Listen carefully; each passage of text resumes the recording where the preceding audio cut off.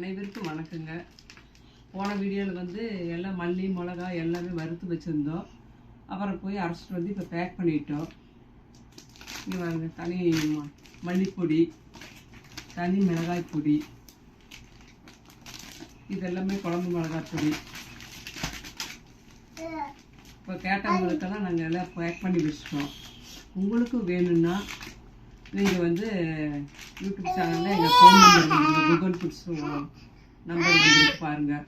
காக்கிலேருந்து ஸ்டார்டிங்கில் தமிழ்நாடு ஃபுல்லாகவே நாங்கள் கொடுக்குறோங்க.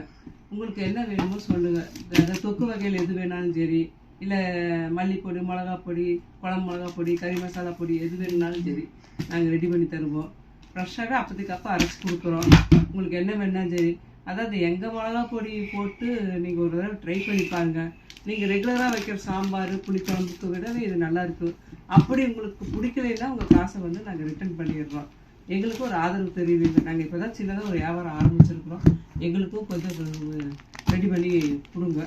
பாருங்கள், எல்லாமே நல்லா இருக்கும். ஒரு தடவை நீங்கள் சாம்பாரோ புளிக்குழம்போ ட்ரை பண்ணி பாருங்கள், நல்லாயிருக்கும். 1/4 கிலோலேருந்து ஸ்டார்டிங் தராங்க. 1/4 கிலோ, அரை கிலோ, 1 கிலோ அப்படி வாங்கிக்கிங்க. உங்களுக்கு முதல்ல எங்களுக்கு ஒரு 1/4 கிலோ ஆர்டர் கொடுங்க. நான் உங்களுக்கு சாப்பிட்டு பார்த்துட்டு உங்களுக்கு பிடிக்கலைன்னா நாங்கள் காசு ரிட்டர்ன் பண்ணிடுறோம். சரி, அனைவருக்கும் வணக்கங்க, நன்றிங்க.